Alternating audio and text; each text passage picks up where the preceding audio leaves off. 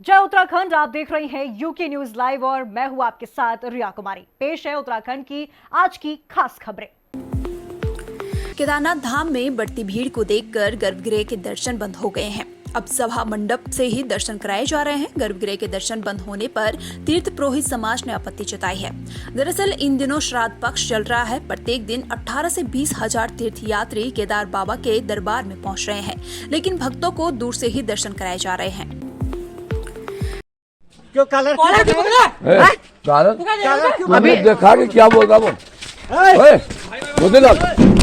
राजधानी देहरादून के विजय कॉलोनी में एक ही परिवार के दो पक्षों में घर में कपाट निकालने को लेकर विवाद हो गया।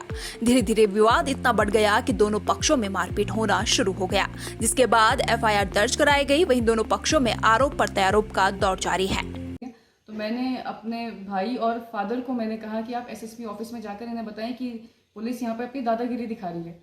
यहाँ पे नायब तहसीलदार के नाम है राजेंद्र रावत नाम है उनका, और प्रदीप महंत, ये सब और जो क्या नाम है राजेंद्र रावत हैं, और उसमें प्रदीप महंत जो झूठी रिपोर्ट बनाकर आगे जितने भी हाई लेवल के लोग हैं उन सबको ही गुमराह कर रहे हैं। बार बार ये कहा जा रहा है कि ये ज़मीन उनकी है। अच्छा, मैंने कहा कि आप एसडीएम की रिपोर्ट बताएं, क्योंकि वो 16/7/2023 का अभी कही था सही, तो वो भी कह रहे थे कि खारिज हो गया है, क्योंकि उस पर भी एफआईआर हुई थी, क्योंकि उस दिन उन्होंने मारपीट की थी हमारे साथ। 4 कैमरे होने के बावजूद भी ये लोग पुलिस को सीधा गुमराह करते हैं कि भाई हम कैमरे दिखा नहीं सकते, कि वो हमारा पर्सनल कैमरा है। मैंने कहा कि भाई पर्सनल कैमरा है तो आप किसी के साथ मारपीट करेंगे, किसी को इतना परेशान करेंगे?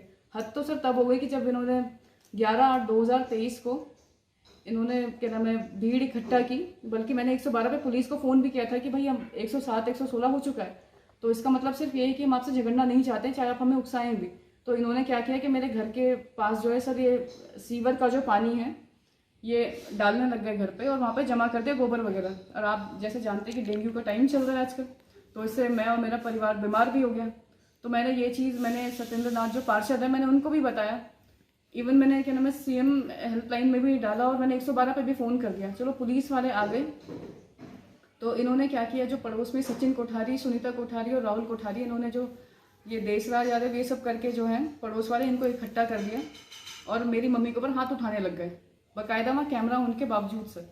तो मैंने वहाँ पे फेसबुक पे भी लाइव हुई कि मैंने कहा ये ऐसे हमें परेशान कर रहे हैं, तो मैंने फेसबुक पे वो वीडियो डाल दिया। मैं सिर्फ कार्रवाई चाहती हूँ। मैं ये चाहती हूँ कि आप परेशान क्यों कर रहे हैं? आप ये कह रहे हैं कि भाई ये तुम्हारी भूमि है, तो भाई तुम अपनी भूमि वहाँ दिखाओ। जब आपको पता है कि रजिस्ट्री किसी की नहीं है, तो आपको तो मिल बांट के रहना चाहिए। आप क्यों एक परिवार के पीछे पूरा मोहल्ला इकट्ठा करवा के हमें परेशान कर रहे हैं? और कुछ नहीं मिल रहा तो मतलब मेरी इज्जत पे ऐसे हाथ डाल रहे हैं, मेरे कपड़े ऐसे फाड़े जा रहे हैं, वीडियो मेरा बनाया जा रहा है, मेरा फ़ोन छीना जा रहा है। 4 कैमरे होने के बावजूद भी हम पुलिस को बताते हैं तो पुलिस हमें कोई असिस्टेंट नहीं देती है। इवन उस दिन जो 11/8/2023 को जैसी घटना हुई, मैं पुलिस के पास भी जाती तो पड़ोस वाले जाने नहीं दे रहे थे, क्योंकि इन लोगों ने घेर रखा था। ये सचिन कोठारी के इशारे पर इन सब ने हमारे साथ ऐसा किया। सर मैं तो ये बोलूँगा कि ये पार्षदों की आड़ में पूरे गुंडों का संगठन चल रहा है जो जगह पूरे शहर में।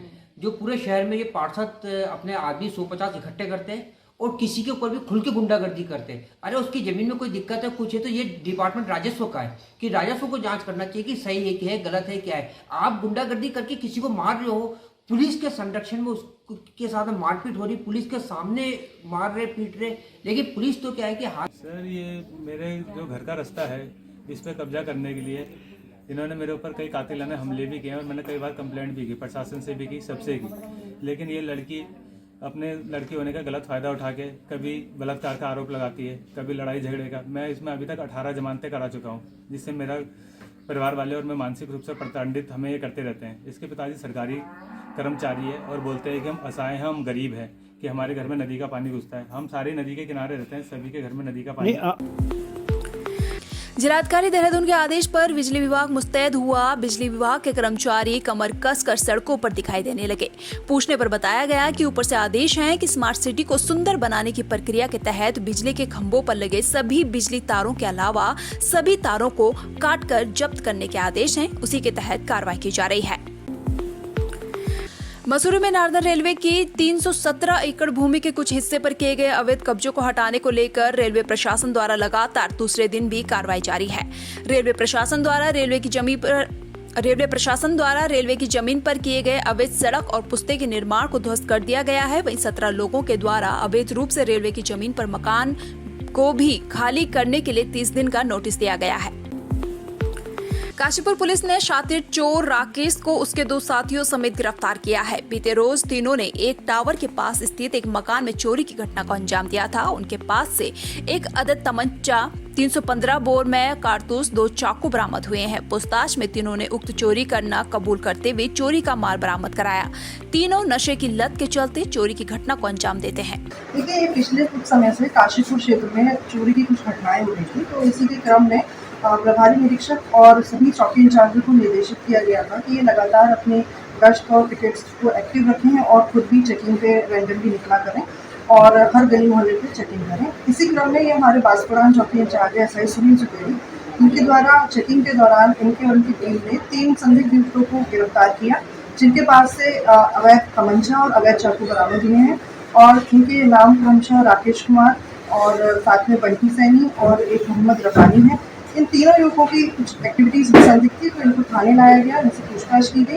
तो इसी पूछताछ के क्रम में इन्होंने फर्दर 30 तारीख को अली खां मोहल्ले में एक घर से चोरी करना भी इसको स्वीकार किया है और उसमें पूर्व से मुकदमा पंजीकृत है और उसमें एक मोबाइल फोन, एक चांदी की अंगूठी, 400 रुपये और साथ ही साथ उनके कुछ बैंक के डॉक्यूमेंट्स गायब थे, जो इन सब पे बरामद हुए इस निशानदेही पर। तो वर्तमान में आज इनको तीनों को इनके पूर्व के मुकदमों को देखते हुए आज माननीय न्यायालय के समक्ष इनको पेश किया जा रहा है। इसमें ये जो राकेश कुमार है, इस उर्फ विधायक, इसको पूर्व में भी इसका लंबा आपराधिक इतिहास है, तो इसको गुंडा एक्ट के तहत भी इसको जिला बदल की कार्रवाई की जाए। फिलहाल आज के इस खास बुलेटिन में इतना ही। बने रहिए यूके न्यूज लाइव के साथ। नमस्कार।